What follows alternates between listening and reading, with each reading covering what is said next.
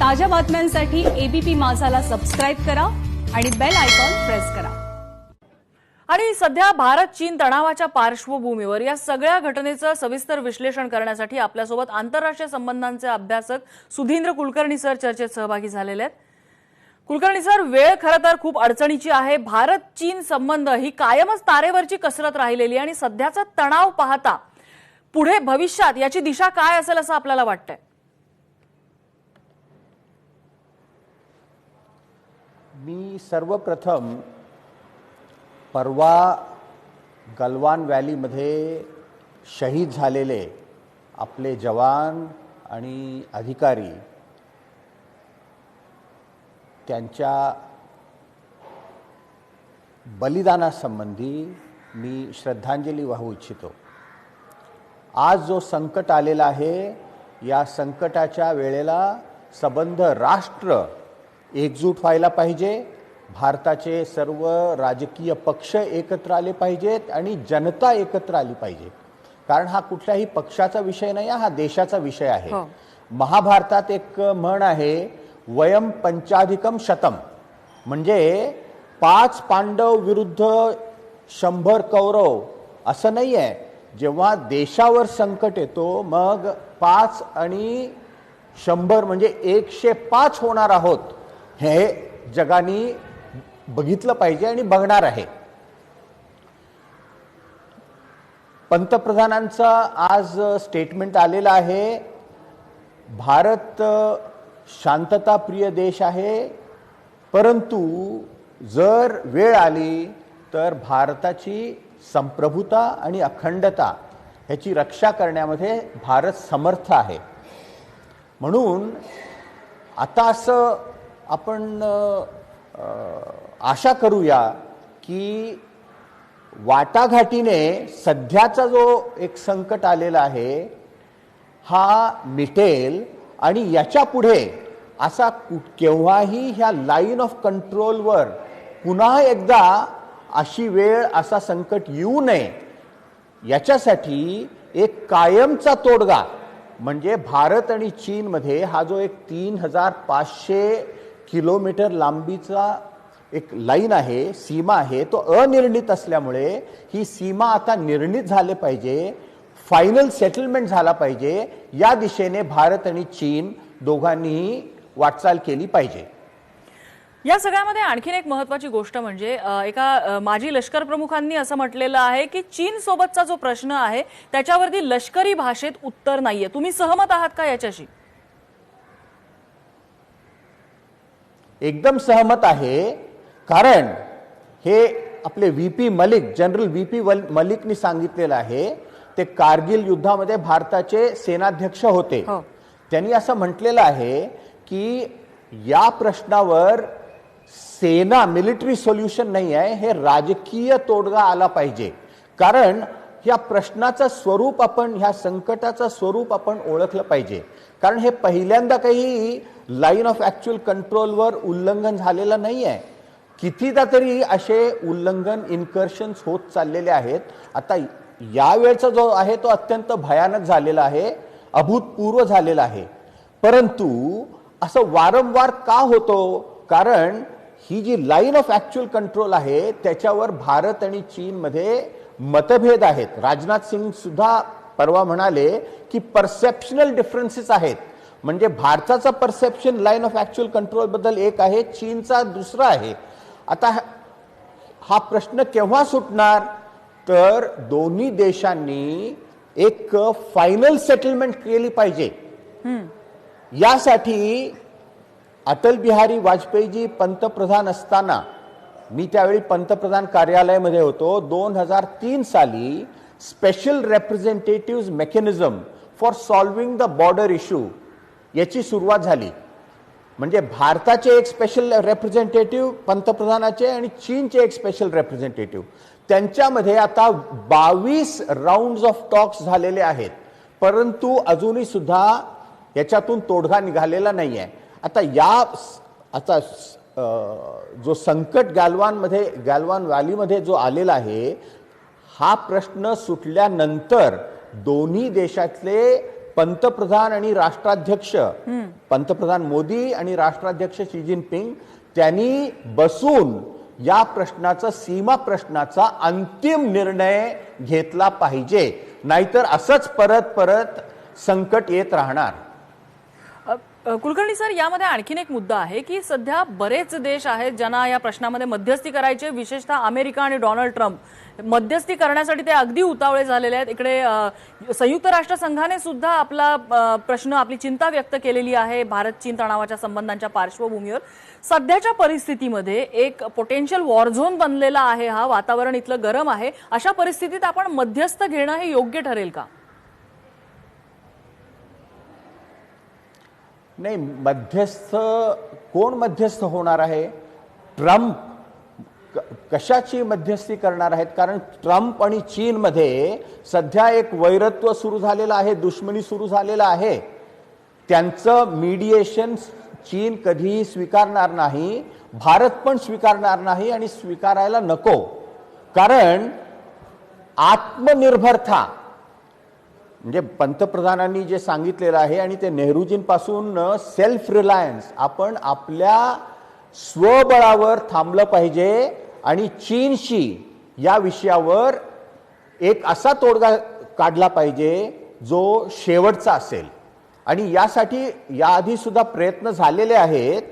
म्हणजे मी एक महत्त्वाचा विषय इथे सांगू इच्छितो. हा प्रश्न असा आहे की भारत आणि चीन दोघांनीही काहीतरी कॉम्प्रोमाइज केल्याशिवाय हा प्रश्न सुटणार नाही. कारण हा जो 3500 किलोमीटरचा लाईन ऑफ कंट्रोल आहे, ईस्टर्न सेक्टरमध्ये अरुणाचल प्रदेश वर चीनचा दावा आहे, वेस्टर्न सेक्टरवर अक्साई चीनवर भारतचा दावा आहे. परंतु आज परिस्थिती अशी आहे की अरुणाचल प्रदेश भारताकडे आहे, अक्साई चीन चीनकडे आहे. आता मिलिटरी शक्ती वापरून चीन अरुणाचल प्रदेश घेऊ शकतो का, याचं उत्तर स्पष्ट आहे, नाही. तसेच मिलिटरी शक्ती वापरून भारत अक्साई चीन घेऊ शकतो का चीनकडून, नाही. म्हटल्यावर एक असा एक पॅकेज डील, कॉम्प्रोमाइज आपण स्वीकारला पाहिजे, ज्याच्यामुळे हा प्रश्न सुटेल. नाहीतर असे संकट येत राहणार आणि कदाचित जसं 1962 साली युद्ध झाला, पुन्हा एकदा युद्ध होण्याची शक्यता आहे. चीनच्या बाबतीत आपण जर विचार करायचा झाला, जसं तुम्ही आता म्हणालात की लष्करी मदत घेणं हा प्रश्न सोडवण्यासाठी हा सध्या पर्याय असू शकत नाही आणि हा कधीच, युद्ध हा पर्याय कधीच असू शकत नाही. मग चीनला गुडघ्यावर आणायचं झालं तर कोणकोणत्या पातळ्यांवरती आपल्याला प्रयत्न करावे लागतील? विशेषतः व्यापार असेल किंवा आंतरराष्ट्रीय पातळीवरती चीनची कोंडी करणं, हे कसं काय आपल्याला साध्य करता येईल?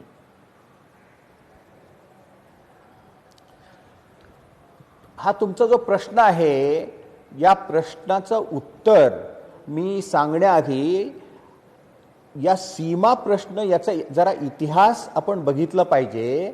आणि हा प्रश्न सोडवण्यासाठी इतिहासात काही असे चान्सेस, ऑपॉर्च्युनिटीज आलेले होते काय, हे बघितलं पाहिजे.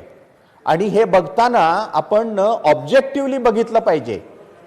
आणि तुमच्या दर्शकांसाठी मी हे सांगू इच्छितो की 1962 साली युद्ध व्हायच्या आधी 1960 साली चीनचे त्यावेळचे पंतप्रधान चू एन लाई भारताला आले होते या प्रश्नाबद्दल वाटाघाटी करण्यासाठी. त्यावेळी त्यांनी एक कॉम्प्रोमाइज फॉर्म्युला भारतासमोर ठेवला होता की अरुणाचल प्रदेश जो आहे, त्या अरुणाचल प्रदेशचं नाव त्यावेळी वेगळा होता. अरुणाचल प्रदेशचा प्रदेश तुम्ही तुमच्याकडे ठेवा, तुमच्याकडे आहे, आणि अक्साई चीन आम्ही ठेवणार. आणि या फॉर्म्युलावर आता आपण एक तोडगा काढूया आणि फायनल सेटलमेंट करूया. पण त्यावेळी जवाहरलाल नेहरू त्यांनी हा स्वीकारला नाही. खरं म्हणजे नेहरूजींना थोडंफार हे स्वीकारायची इच्छा पण होती, पण त्यावेळचा जो त्यावेळचे विरोधी पक्ष होते आणि एकूण मीडिया, त्यांच्यामधून असा एक सूर निघाला की आम्ही 1 इंच सुद्धा जमीन चीनला देणार नाही. तो ऑपॉर्च्युनिटी गेला आणि त्याच्यानंतरचे जे घडामोडी, त्याच्यानंतर युद्ध आणि युद्धानंतर जी परिस्थिती निर्माण झालेली आहे ते आपण सर्व बघतो. आता पुन्हा एकदा माझं असं ठाम मत आहे की जोपर्यंत भारत आणि चीन दोन्ही देशांनी कॉम्प्रोमाइज करत नाही तोपर्यंत हा प्रश्न सुटणार नाही. यासाठी भारतामध्ये, भारतीय राजकीय पक्षांमध्ये, भारतीय जनतेमध्ये एक जनमानस, एक कन्सेन्सस तयार झाला पाहिजे. आंतरराष्ट्रीय पातळीवरती जशी आपण पाकिस्तानची कोंडी करू शकलो की पाकिस्तानच दहशतवाद त्याला प्रमोट करतंय आणि अशा पद्धतीने पाकिस्तानला ग्रे यादीमध्ये टाकण्यापर्यंत आपण करू शकलो, चीनच्या बाबतीत हे शक्य होईल का? चीन जर एवढी मोठी सुपर पॉवर असेल तर? आता तुमच्या प्रश्नाचं उत्तर तुम्हीच दिलेले आहे. कारण आम्ही ज्या प्रकारे पाकिस्तानशी आमचं वर्तन आहे, बिहेवियर आहे, तसं चीन बरोबर नाही आहे. त्याचं उत्तर एकदम स्पष्ट आहे की चीन आज एक महाशक्ती, बलाढ्य शक्ती बनलेली आहे. ह्याचं एक साधं उदाहरण आपण सर्वांनी बघितलं पाहिजे. कारण सध्या जो संकट आलेला आहे, एक 4, 5, 6 किलोमीटर आत जर चीन आलेला असेल आणि आमचा असा दावा आहे की त्यांनी माघार घेतला पाहिजे म्हणजे हा प्रश्न सुटेल. प्रश्न असा आहे की चीनकडे आता 38,000 स्क्वेअर किलोमीटरचा अक्साई चीनचा प्रदेश चीनच्या नियंत्रणाखाली आहे.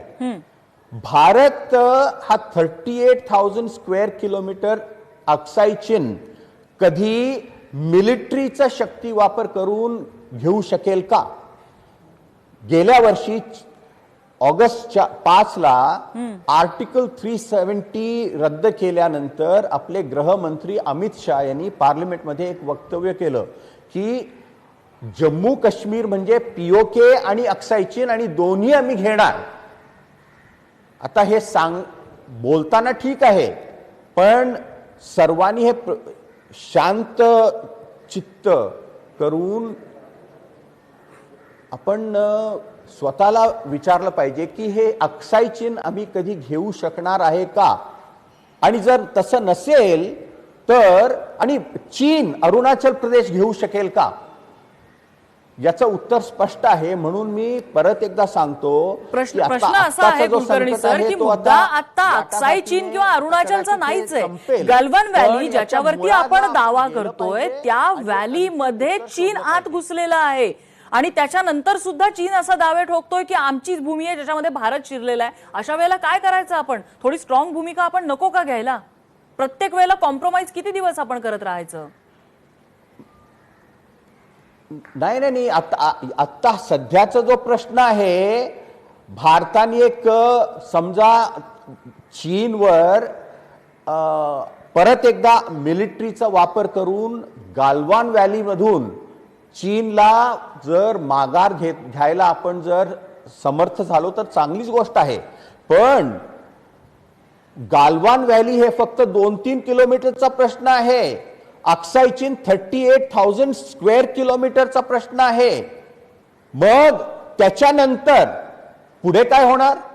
परत 2 वर्षानंतर, 3 वर्षानंतर किंवा 1 वर्षानंतर परत एक कुठेतरी लाईन ऑफ कंट्रोलवर असाच संकट येणार आहे का? आणि यायला पाहिजे का? माझा मुद्दा हाच आहे कुलकर्णी सर की आपण एकदा कॉम्प्रोमायझेशनची भूमिका घेतली, समजा आपण अक्साई चीनच्या बाबतीत आपण कॉम्प्रोमाइज करायचं ठरवलं तरी सुद्धा दुसऱ्या भागामध्ये चीन कुरापत काढणार नाही याची आपण गॅरंटी देऊ शकत नाहीयेत. मग आपण कॉम्प्रोमाइजची भूमिका का घ्यायची? हे बघा, जेव्हा माझी अशी स्पष्ट भूमिका आहे की लाईन ऑफ ऍक्च्युअल कंट्रोलला, LAC ला तुम्ही BAC करा. BAC म्हणजे काय? Border of assured control. म्हणजे जेव्हा हा एक आंतरराष्ट्रीय एक ट्रीटीच्या द्वारे ही एक सीमा ठरवली जाते, मग त्याच्यानंतर कोण कुणाचं जमिनीवर उल्लंघन करतो हे तर स्पष्ट होतो. आज ते स्पष्ट नाही आहे. राजनाथ सिंगनी स्वतः म्हटलेलं आहे की हे परसेप्शनल डिफरन्सेस आहेत, म्हणून आपल्याला या प्रश्नाच्या मुळाकडे जावं लागेल आणि हा प्रश्न तुम्हाला म्हणजे असं सुचवायचं आहे का की 35,000 अक्साई चीन ज्याचा ताबा सध्या चीनकडे आहे आणि आपण आताही सोडवला दावा पाहिजे. करतोय की ही भारताची भूमी आहे चीनच्या ताब्यात असलेली, ते आपण चीनला आंदण देऊन टाकायची, आम्ही देऊन टाकलं, आम्ही त्याच्यावरचा कंट्रोल सोडून दिलेला आहे, आम्ही त्याच्यावरचा क्लेम सोडून दिलेला आहे असं म्हणायचं आहे का तुम्हाला? ते याच्यावरचं सोल्युशन आहे असं सुचवताय का तुम्ही? नाही, मला असं विचारायचं आहे की अक्साई चीन मग आपला नाहीये का? आपण आपल्या भारताच्या नक्षावर अक्साई चीन आपलं दाखवतो. हो, गालवान, फक्त गालवान व्हॅली नाही, संबंध अक्साई चीन भारताचा असं म्हणतो. मग भारत अक्साई चीन घेणार आहे का? घेणार आहे? स्ट्रॅटेजीचा भाग आहे तो, का घेऊ नये भारताने तो? हे बघा, मग युद्धासाठी तयार व्हायला पाहिजे. संबंध अक्साई चीन परत घेण्यासाठी युद्ध अटळ होणार. जे व्हीपी मलिक त्यांचा तुम्ही उल्लेख केला, ते सेनाध्यक्ष होते, हो, कारगिल युद्धाच्या वेळी सेनाध्यक्ष होते. त्यांनी कालच सांगितलेलं आहे की हा प्रश्न सेना सुटवू शकत नाही, हे राजकीय नेतृत्वाने सोडवलं पाहिजे. याचा अर्थ काय? मला हे पटतंय तुमचं की आपण या ठिकाणी युद्ध हा पर्यायच असू शकत नाही. मिलिटरी ऍक्शन हे आपल्याला परिस्थिती खूप अवघड करून बसेल, पण याचा अर्थ आपण चीनच्या फ्रंटवरती कॉम्प्रोमाइज करणं असं होऊ शकत नाही ना. कारण एकदा आपण कॉम्प्रोमाइज केल्यानंतर चीन दुसरीकडे कुरापत काढणार नाही याची काहीच गॅरंटी असू शकत नाही. आणि अशा चीनच्या सोबत आपण नरमाईची भूमिका आणखीन किती दिवस घेणार? हे बघा, प्रश्न आहेच की लाईन ऑफ ऍक्च्युअल कंट्रोल तो डिफाईन होणार नाही तोपर्यंत हे चालणार. पण एकदा ही एक इंटरनॅशनल बॉर्डर झाली तर असे प्रश्न उद्भवणार नाहीत. कुलकर्णी सर, धन्यवाद, आपण या सगळ्या प्रश्नासंदर्भात विश्लेषण केलं त्याबद्दल.